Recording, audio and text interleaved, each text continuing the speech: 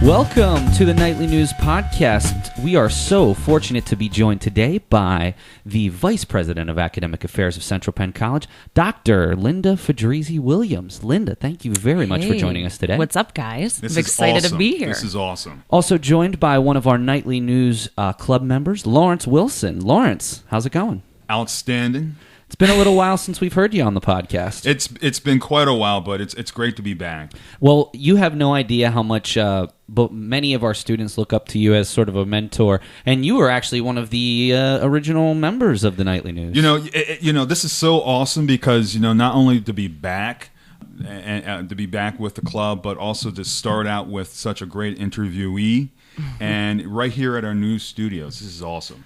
We are honored to be here. We are so fortunate that we have such a beautiful space that we can certainly invite people to. And I think that anytime we invite people off campus to do a podcast, I think when they pull up and see such a beautiful building. It's gorgeous. One of my very good friends who came down to the open house, his name's John Bachar. He was the former Deputy Attorney General. Mm-hmm. And he is since retired.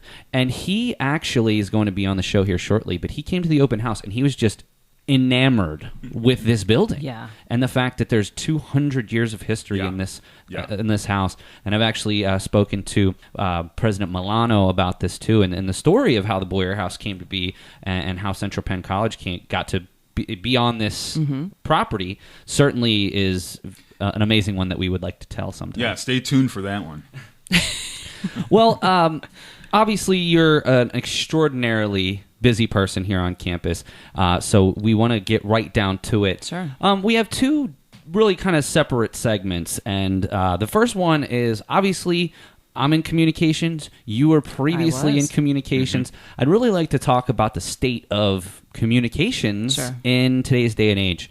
I have a Communications 100 class. It's called Survey of Mass Comm, where you go through every communication delivery method, radio, books, magazines. And on the very first day of class, I go through, because often it's the first class they take in the comm department, and explain what jobs are available. And unfortunately, I've had to, over the last few years, change my lecture. I was going to say, have you changed it in the last 10 years, every year, drastically? Pretty much. Yeah. And what I'm saying is, listen, newspaper jobs still exist, radio jobs still exist. Right. Even television and movie, you can still work in those fields. However, the growth in our industry is in marketing and public relations, and also that a successful communication student now no longer can just focus on one of those. That's the biggest change. And so one of the questions that I had, and we'll continue to talk about this, and obviously the internet, but why has journalism changed so much to the point where there are so few jobs available? Can you share some insight with that? Sure. Well, the biggest answer is that now anyone can be a journalist, and we rely on the public to be journalists. And so the biggest change that I saw, I mean, when you and I went to school, we're not that far apart in age. You studied TV, you studied radio, you studied film. You went in one direction and you focused on one thing. Now you have to be good at everything, because kids are creating their own radio Citizen broadcasts. If you Absolutely, will. Absolutely. And so you have to know how to do video. You have to know how to speak articulately. You have to know how to make your voice sound a certain way, but you have to edit. And you can be a YouTube success and have never gone to journalism school or broadcasting. Right. And so it's a totally different world, and it's really hard to break into the actual industry for the simple fact that people are doing it in their own home offices. Not even so much that. I mean, the people who maybe over the last 5 years used to have a job in the media are now really struggling to find work. And that's one of the things that I had someone ask me the question today. Well, hey, if I move to a bbig city, wouldn't there be more opportunity for me there in journalism? Not really. And I said, in theory, it sounds like a great idea, but to be perfectly honest with you, you're going to walk into even a smaller New York City station or smaller Philly station, and you're going to be competing with people who've been doing this for 25, 30 years. And they're the top markets. So you're not going to get in. Yeah. You're going to have to go to a small Midwest town with 500 people and know your market. Exactly. Where there's opportunity, so where there is an opportunity for comm students or anyone that wants to go into this field or broadcasting, is within companies themselves. So businesses, entrepreneurs, they're looking for someone they can hire that can be a multimedia specialist. That's where the opportunity is. So if you can come in and you can do marketing, you can do web design, but you can create podcasts and you can record video and take photographs, that's where there's opportunity. Surprisingly enough, I made a similar point today. I'm not sure how much you know about my history because, we're here to interview you. But long story short, what I've been doing the last 7 or 8 years is I'm sort of a web content specialist. I'm heavily involved in social media marketing. And I made the point today, where there is growth is in exactly where you said, a web content specialist, in that the companies that I work for would have never dreamed of hiring someone to do their marketing 10 years ago. That's right. Exactly. And I work with almost exclusively small businesses. Yeah. So the fact that there's growth there, and that was the point I was trying to make. We have to be good as communicators at everything now. That's right. As you mentioned, video, editing, broadcasting, podcasting, all of those things, writing. It has to be something that we've at least got a handle on as opposed to taking one specific track. You made the point earlier that as a journalist, it's changed because people can kind of just do it on their own. How has that impacted the quality of journalism over the last 10, 15 years? I'll tell you what, when I went to school, and I went for newscasting. So, I studied TV, radio, and film, but I wanted to be a broadcaster. Gotcha. And I wanted to work in news and be a reporter. A genuine journalist. Yes, exactly. And we were told, you keep your opinion out of it. You don't have an opinion. You don't have an emotion. You don't react to things. That is not how it is anymore. There's more opinion in news than I've ever seen. There are news agencies that have certain classifications because they lean towards one party or another. Right. And they fight against each other in the news, which is not, that's not how it used to be. So it is a very different, it's not as objective, I guess I would say, is a huge change. The other change is you have to check reliability a lot more. Yes. Before, you were only reporting things that you had on the AP Newswire. And so you would take that as a lead, and then you would go investigate. Or you'd have local tips, or you'd listen to... we used to have, at the station, the radio station I worked at, we had like a police blotter and a police, did you used to have a similar thing? I remember hear, when calls coming through? I remember when I used to work at WLER, and I worked in the newsroom quite a bit, and our two best friends... the police scanner and the fax machine. The police scanner, yeah. And because any type of police report, any type of urgent news, we often got through the fax machine. That's right. And I know that many of you out there listening may be asking what a fax machine is. So they don't even know what a fax machine is anymore. Picture text messaging through a printer is the best way I could probably describe it. That's pretty good. But that was what and how we collected the news. One of the things that I really point out to my class is it's so important that as journalists, even in the day and age with persuasion becoming more of what news is, the fact that we do and we take an oath as journalists to stand by the canons of journalism. Yeah. And the problem that we see so much is so many people think that, just because I can write, that I can report on the news fairly. Right. And that is where there's a major, major problem in my mind, because a lot of these people just don't understand how to report on the news objectively. Sure. We also, as readers, think, we're seeing this. This seems like a pretty reliable source. My whole argument today in class was, I don't care where you get your news. Get it from multiple sources. Sure. Correct. Don't just look Very at true. one source Very and true. think that is That's the right. gospel. Because Right. it just doesn't work that way. There's always going to be spin. Furthermore, I think blogging, and I'm the biggest advocate of blogging on this campus. I've been doing it for years. Frankly, I think it helped me refine my writing. Yeah. I also think that it looked very good on my resume when I first started Sure. here. I've actually written and taught classes about it. For a student, I think it's wonderful. On the other hand, the fact that there's no gatekeeper on a lot of these news stories is unbelievably problematic. And that they're not news. I mean, it's one person's account of what's happening. Right. But news is a lot more involved than that. You have to interview sources. You have to have multiple resources. You have to follow up, and you have to check whatever it is a person is saying. You can't just interview a person and take that as what it was. I mean, if you have an eyewitness to an accident or something, you can interview that person. But if you're talking about huge world stories, you have to research it. There seems to be the element of ethics. Yes. I won't say totally taken out in this realm, but it's highly ignored. In some of the preparation I was doing for class today, and we were talking a little bit about magazines, and somebody made a comment that they think because of the shift to online sources, lack of gatekeepers, increase of blogging like we've just been talking about, that eventually the cream's going to rise to the top. When you've got the Washington Post, the New York Times, those types of organizations is really going to command a premium when it comes to news. But that being said, once sort of the old garb has left journalism, not to say that, our educators aren't doing their due diligence. Right. Do you really think that we're ever going to get back to the point where news is high quality? I mean, even though there's still a lot of people that argue that the New York Times is far too liberal.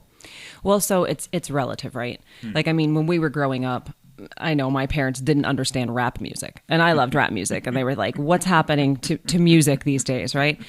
So it's the same thing for us. Because news isn't what it used to be, we feel like it's less quality. However, there is a major shift that has been positive with all of this. Yes, you have to check your sources, and you're right, absolutely. Find it from multiple sources. However, the thing that's changed is the access to news. There are people in locations that never received the news that they can now. There are people that find out things on Facebook, which you and I might argue, the three of us might argue, that's not a reliable source, but they may not have found it any other way. Sure. So all of a sudden, we have people living in remote areas of the world that, because of the internet, now have access to something they never had access to before. That's a fascinating point. I never even thought about it that way. Yeah. Well, some of the other things that we want to talk about, obviously we have an excellent communications program here, which I'm so honored to be a part of. I know that Lawrence had a question for you about maybe the future direction of our communications program. Oh, yeah. Sure. Doctor, this is something that's awesome. With your strong and deep background in communications, how do you see Central Penn growing? Right here at Central Penn, how do you see it growing in communications, particularly in the digital technology area? Well, I love that you have a podcast studio, and I think that is a really good first step. I've spoken to some of the comm students to see what they wanted, hear a little bit about what they're going to school for. I know we currently have our programs are in the sciences, Associated Science, Bachelor of Science. Right. I think they should be in the arts. I think we should have a Bachelor of Arts communication program. And the difference is that there's a lot more theory and there's a lot more application. Indeed. I would love to have a full-blown television studio and Mac lab. I've already put in for a Mac lab because I want our students to be able to edit video. So I know, like, we have the audio down and you're teaching students digital editing through the club. I would love if we were able to have a complete, like, new media program. And that was something I worked on at my last institution. Yes, yeah. And I created the program and developed it for exactly what we're talking about, so that students that are in it are not just learning one function of media, but really learning all areas of media. So they have to take web design, they have to take digital storytelling, they have to take color to understand what it is that works together on a web page. But then they have to take video and audio, and they have to edit music videos, and they have to edit documentaries, and they have to create a movie from start to finish, script writing, scene writing. So that's the kind of thing I would love to bring here. What you're sharing, it seems like it goes along with Dr. Scafaro's whole plan, where we're taking this school to the next century. Right, exactly. And particularly in how we communicate. Yeah, Dr. Scalfaro and I are very much in line with our vision for the programs here and to creating a more holistic education too. We are both firm believers in the arts, and so we're trying to bring more arts. And a lot of people don't realize that communication is an art, but it is absolutely an art. Quite so. It's an art form. Not everybody's good at it, but the beauty is it is a learned trait, so you can learn to be good at it. And I would love to see something like that. I just think so much about our, not only the program, but the instructors that we have, the experiences that we have between Professor Chow, myself, and Professor Lear-Limpy. We all have different backgrounds, but we can all contribute to what this overall idea is. And I'm so looking forward to undertaking, moving our program to the next level. You'd mentioned earlier about the podcast studio. I can't tell you how happy I was when I found out that we were going to be down here at the Blair House, just having this opportunity to be here. And I thought he was going to do some cartwheels.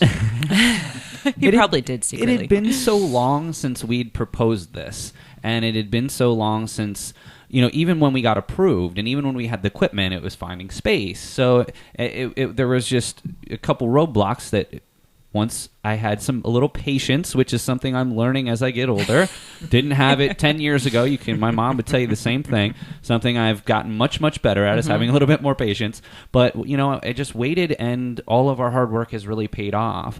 And just to have some excellent students that we've had starting the club, we're now able to bring more of the new students in. We've got now a blend of seniors, juniors, sophomore, freshmen, and that's what we want to do. But we also want to give the students some really tangible hands-on experiences, like even what Lawrence is doing here today.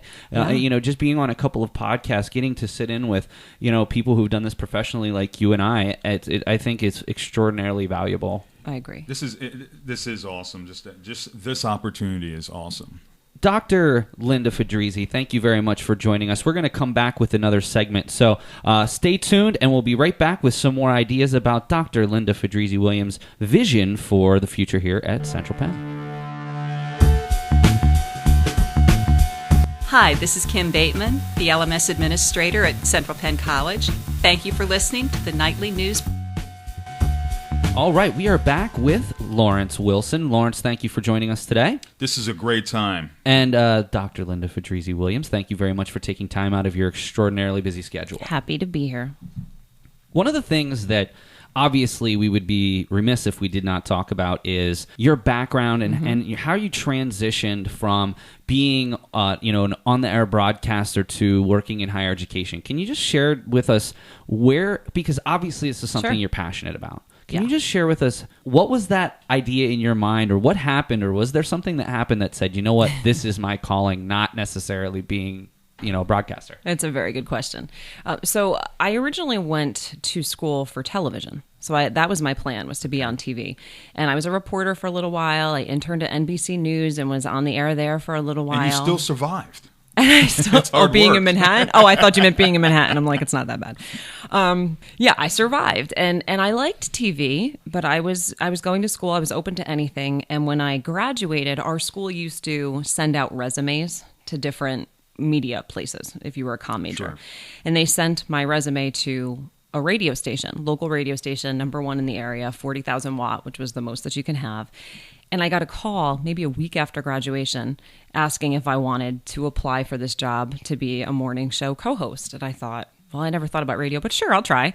So I went there and I had a demo and I was hired to be on the morning show. And I was hired really just to do news. And that was all I was going to do. And then I thought, well, this isn't enough for me. So I sort of worked my way in and I was a co-host. I was the executive producer of the show. And my day was crazy. So remember, I was hired. I was 21 in radio. I just turned 21. Right out of college. Best job in the world as a 21-year-old, right? So were your mornings early? Oh, yes. I got up at 2:45 a.m. That's when I started my day. Wow. And I would get to work at about 4 a.m., and from 4 to 5:30, I would go through the AP wire, like we talked about. I'd print out all the day's stories. I wrote all of the jokes for the day. I handed the main host, who was a man, all of the stories that we were going to report, the jokes we were going to do, the prank phone calls we were going to do. I wrote them all. The interview questions for the people we were going to interview. And then he'd roll in at 5:25 and we were on the air at 5:30. So we were on the air 5:30 to 10. And then from 10 to 12, we called people on the West Coast. And then I would go edit all of our, we used to call them teases. You still call them teases, which is when you're previewing the next day. And I'd work in production and I'd go to bed at 6 p.m. And it was a crazy life. That was Monday through Friday. And then on weekends, that's when dance parties were really popular. And so I was a club DJ on weekend, which I know is very like funny for people to picture because now I'm a provost and they can't possibly imagine that. But I used to go to clubs and I would DJ at these clubs from 10 p.m. to 2 a.m. Interviewed celebrities all the time, took all these trips, great lifestyle, wow. Making no money whatsoever, still living with my parents. And I always felt called to be a teacher as well, right? Like that was something I always wanted to do, but media was intriguing. Sure. So after 5 years of that lifestyle, I thought, how does anyone possibly sustain this for any length of time? And so I went back to get my master's degree. And at that time, one of my mentors called and he had been promoted to a dean position. And there happened to be a full-time instructor position at the college that I went to. And so I got into teaching. And so I thought if I'm not going to do radio and TV anymore, I want to teach it to students. So I started teaching TV, radio, and film. I wrote a lot of courses. I developed the new media program. And so the transition for me was natural, because I was teaching what I love to do. And then I was passing this on to young people, which I love being at a college. I love being surrounded by the energy of our students. And I always felt at home on a college campus. So I loved it. I never thought I'd love anything more than radio until I worked at a college. So I loved being a professor and then slowly went through and became an administrator. And a lot of faculty never understand that decision. They look at administrators like traitors and say, you've gone to the dark side. And I heard all that.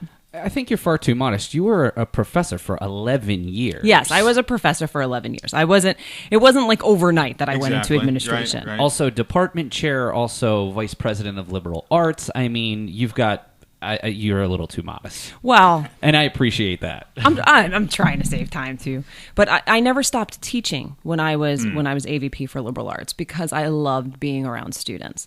But I saw all of the good that I could do at this level that I wasn't able to do only as a faculty member, because suddenly I could really make an impact on some of the policies and programs that could benefit more students, not just my comm students.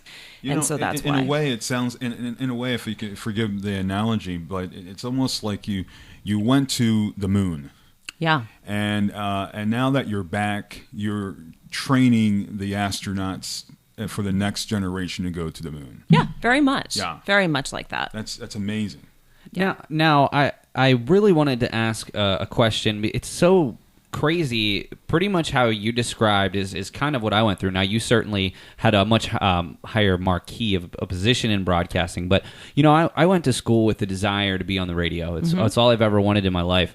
And it's funny because I was on the campus station for a long time. Sure. I ended up working with WLER down in Butler, which is just outside of Pittsburgh. And I was sort of the jack of all trades down there. I did everything there. But it really bothered me. And I was so fortunate because they were one of the last independent stations in the state. Yeah. So that was one of the big issues is, media consolidation and conglomeration has so many direct impacts. One day I said to myself, I was in the same situation. I was making $8 an hour. Yeah, $8 I know. an hour. And I was in a similar situation where I was still having to work in restaurants at night just to pay my bills. Yeah. And finally I said, this is crazy. I need to figure out what I want to do. And that's right about the time when social media started really growing. And I said, you know what? Let's jump off a sinking ship and jump on the airplane that's ascending, And that's basically what happened and sort of how I've gotten into this position. At the same time, of course, I went back to grad school and I had a mentor that was always a big advocate of grad school. And then when I left, he said, well, have you ever thought about teaching? And I said, I would love to. Obviously, it's very difficult to get a full-time position. Yeah, and I'm so fortunate that Central Penn College, I worked here for 3 years as an adjunct before I was offered the position that I currently have. And to be honest with you, I don't know that any other school would have given me a shot. And that's why I appreciate so much the care, the kind words that have always come along with me here, and I feel so at home here. Now you're modest, because you could have gotten a job at other places without a doubt, and we're fortunate to have you. I did work at other schools. I'm just saying a full-time position. I know what you mean. It's difficult. For a while, I was teaching 9 classes a term. And as an adjunct and traveling all over the state of Pennsylvania. I was teaching at 5 different campuses. Oh, boy. So that lifestyle is crazy. unsustainable when you have a wife and kids. Yeah, sure. So that's why everything, I don't usually talk about this. I feel comfortable talking about it with you. I was actually considering giving up teaching because with the family it was, and then just right about that time when I started thinking, hey, maybe I might want to do something else, Dr. Whaler called me into her office and she says, I've got some good news for you. That's amazing. The rest is history. And I'm so fortunate and so happy to be here. And especially with a leader like you who sees the value of what it is that we're trying to do. Oh, thanks, guys. And I can't thank you enough for having this opportunity and allowing me to continue my career. Oh, you earned it. Now I'm certainly looking into continuing on my education, and I guess I'm sort of going down the path where I'll be doing this for the rest of my life, hopefully. So. Listening to both your amazing stories, I hope we can do this again. And have a more of an expanded story, because these stories are really helpful. They're actually motivating. And I'm a student here, and you can just say that my tooth is a little longer than both of yours, so to speak. Been around the block for a bit. The one thing that I've observed in the past 20 years is obviously the role of communications as a whole. And listening to both your stories, it's interesting because I remember a time when communications was almost a joke. It was almost laughed at. It wasn't really taken seriously. Yeah. And now we look back and we look at how things have evolved with communications. I don't think people are laughing at that anymore. No, Lawrence, that is such a good point. I just spoke to a group of Central Penn students at a women's leadership retreat recently. Oh, yes. They were wonderful, by the way. I loved spending my day with them. Need to do that more. But we talked about communication, because when I was going to school, if you said you were a communication major, it's because people didn't think you were smart enough to be another major. Right. Let me tell you, my communication skills are the reason I'm in this position. Everyone takes it for granted, and especially people that are good at it, we take it for granted. We think, everyone can communicate. No, they can't. And in a world where everyone is communicating through text message, the ability to actually have a conversation face to face and be able to express what you're thinking is such an invaluable skill. That's a very good point. And I mean, if nothing else, just in interviewing. I mean, the cow, ability to go in and wow somebody in an interview is always been. I have never not gotten a job that I had an interview for. Yeah. The only time I ever didn't get a job is if I just didn't get an interview. And I'm like batting 1,000 when it comes to that, and I never really took stock in that until more recently, thinking, wow, maybe there's a reason why that happened because of my communication without skills. Without a doubt. Lawrence, I wanted to kick it to you. I think we've gotten through our history lesson for both of us. I just want to move on to talking a little bit more Central Penn centric here. And Lawrence had a couple of questions for you. One about retention. Yeah, absolutely. What are you hoping to accomplish here at Central Penn in regards to student retention? So retention is one of those buzzwords in higher education you hear all the time. And colleges are being held more accountable to whether or not when students start a program, they stay in the program and graduate. Sure. Because that's what we're saying we're going to do, right? And we're going to help students. Now, we can't do that for a student. Correct. But we should be able to provide the support for students to help them stay in their classes. And so we have a retention team here on campus, which is great. It's a testament to how strongly we feel about this. And on this retention team, you have representatives from academic affairs. I run the meeting, but we have representatives from student services, from our academic learning center. We have representatives from the financial aid office, because retention is just not an academic term. And what we mean by retention is that when a student is here, are they staying the next term? Are they staying in their classes? Mm-hmm. Are they attending their classes? And is there engagement? Right. Their engagement. And if they need support, are we providing that for them? So right now, what we're trying to determine is when students do depart the college, or if they stop attending their classes, why is that happening? What is it that is making them leave? And we actually have pretty good retention numbers here, but there's always more that we can do. So one of the things that I'm doing is I'm expanding our writing center to a full-blown learning support center, which will be a much larger space. I'm sure already that this is a concern of a lot of students. This has been brought up. many times. So this is great news to hear. Yeah, so this Learning Support Center is going to be expanded tutoring. We're having faculty put some of their office hours into the Learning Center, so they're there to assist students. We're going to have flexible seating so that desks can be moved around in certain study spaces for students. We're going to have a little Keurig coffee pot in there so students can fuel up when they're studying together. A separate testing space for students who may need accommodations and may need a separate space to take their exams. So we are really looking at any support service that we can provide to help students and trying to do similar things online because we have a large online population. So what are we doing for those populations of students? I have to say, Doctor, that I personally have felt your leadership in this area. This past year, I had a family member who passed away, and it caused me to actually have to take a term off. Okay. And that was very hard. It was very difficult. I'm sorry to hear that. And so coming back, I thought was going to be even more difficult than the situation. And what happened, actually, it was wonderful to feel and to sense a team supporting me to make sure that I could come back. It's incredible. So your leadership in this area, I can bring a personal testimony to that. Gave me goosebumps. So with these new programs moving forward, we can. Have you seen other schools in this area, in this community, have the same sort of ideas, or are we kind of spearheading this? So I know a lot of institutions have similar programs in place. One of the things that a lot of institutions are doing is they're trying to create these roadmaps for students. That's another thing I'm working on, which is when a student starts here, they literally have their whole path planned out for them. They're part of the plan. We're not planning it for them, but we're saying, here's the courses you need to take. Here's some milestones you're going to reach along the way. At the end of your first year, like, congratulations, you made it through year number 1. It's more about encouragement than anything else. All of these studies that I've researched show that students who are successful, one, because somebody else believed in them. Yes. So when they have a connection with a faculty member, and if we can make those connections with faculty members happen early, first term, the student feels like they have a person rooting for them. And that's really, really essential. And then the second thing is when a student believes in his or herself. So that's self-efficacy.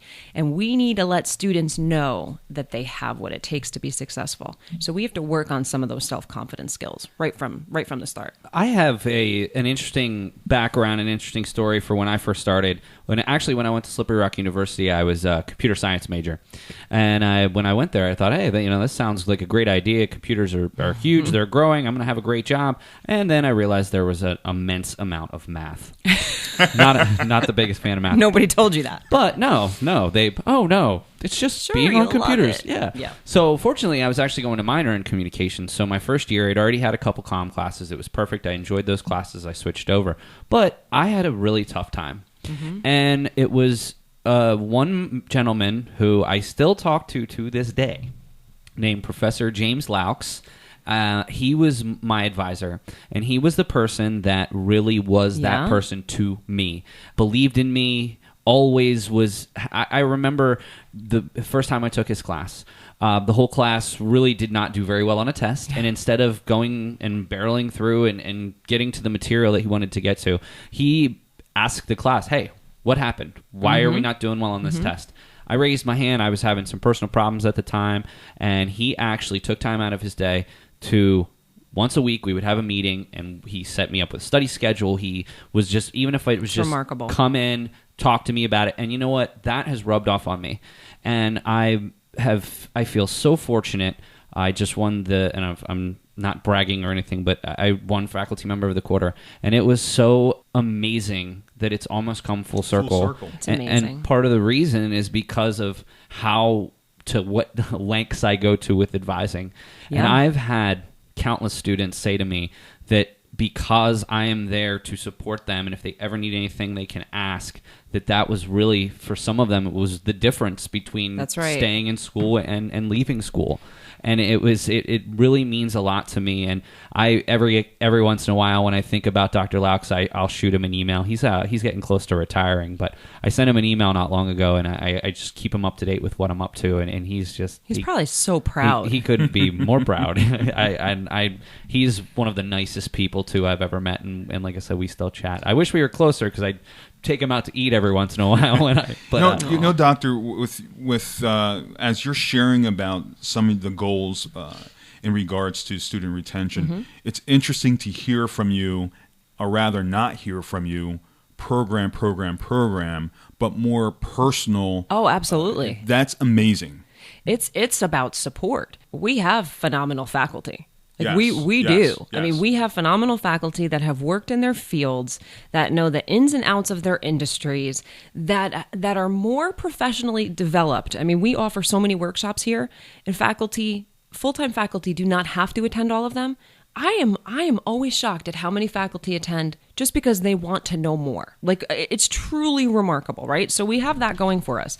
We need to be able to support students all the way around. It's the student experience. It's not just academics and programs. It's everything else that goes along with it. And you talked about mentor. I mean, you have a mentor. Yes. That's who that man was to you. And you look like, you have a mentor in Paul, too. Absolutely. And so mentors play such a huge role in a student's life. And they can help you stay the course and stay in school. And sometimes they push you to your first jobs, and they encourage you when you don't think that you could do it yourself. We need more of that. Everybody needs more of that. Well, you've talked about some of your initiatives here. You said about the Learning Center. You're talking about potentially developing a new communications program, or at least some new courses. What are some other initiatives that you've got on tap? I am trying to brainstorm ways that are going to make students' lives easier.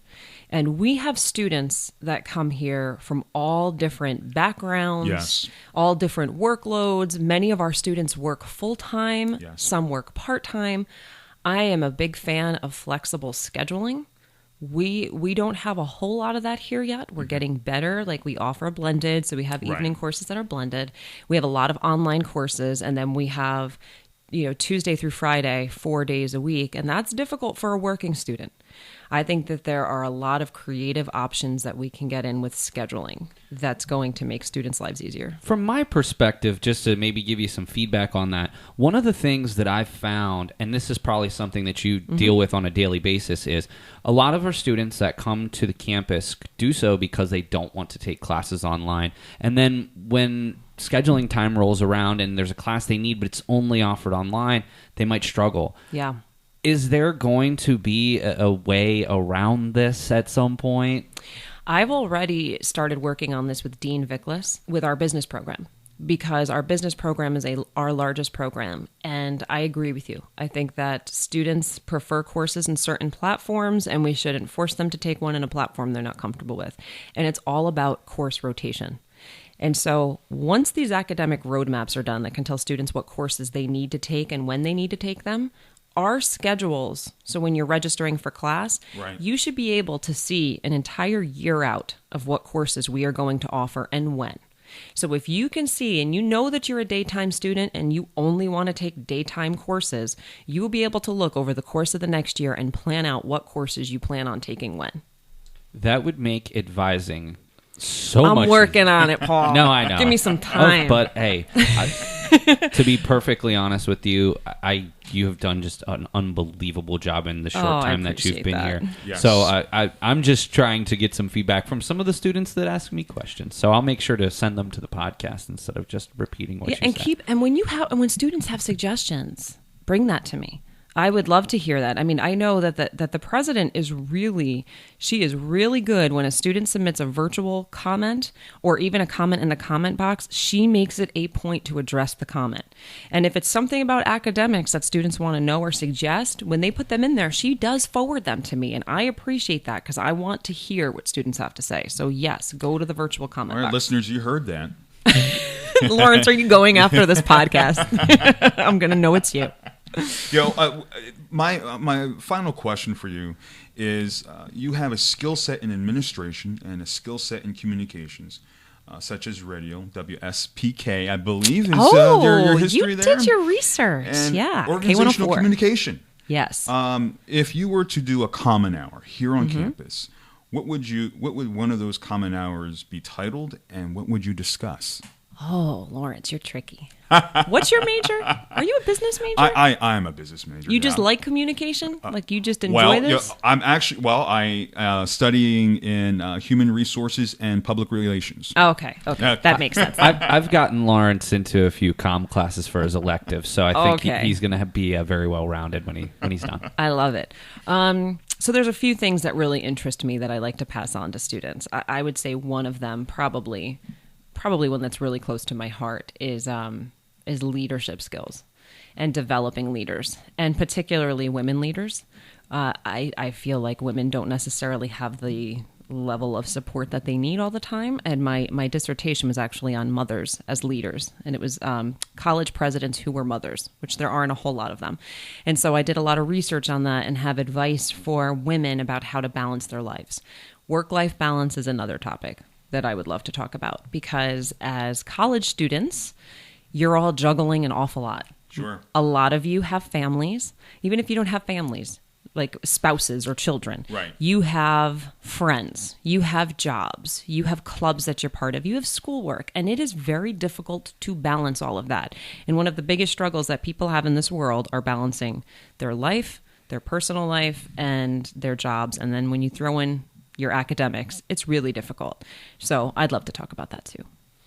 Well, I think that's going to wrap it up for us today. Dr. Linda Fedrizzi-Williams, thank you so very much for taking the time. Oh, you're welcome. This was so much fun. It's like and flashbacks. We would love to have you back. Please. I hope you can come back. I would love to. Awesome. Anytime. Well, thank you very much. Some of the insightful things that you've said, and to be honest with you, we are honored as a Central Penn family to have you as one of the key cogs at the helm for the future of our institution, and certainly for our communication students as well. Thank We you. look forward to some of our potential new offerings down the road. I appreciate it, and I'm honored to be here. Well, the honor is all ours. Thank you. Can I just encourage our listeners in the next couple of weeks, please be sure to visit our nightly news page so you can kind of read the story about our fine guests here today, and I believe you will not be disappointed. Thanks, Lawrence. Well, for Lawrence Wilson, Nightly News Media Club member, for Dr. Linda Fedrizzi-Williams, the Vice President of Academic Affairs, this is Professor Paul Miller, and we'll catch you next time on the Nightly News Podcast.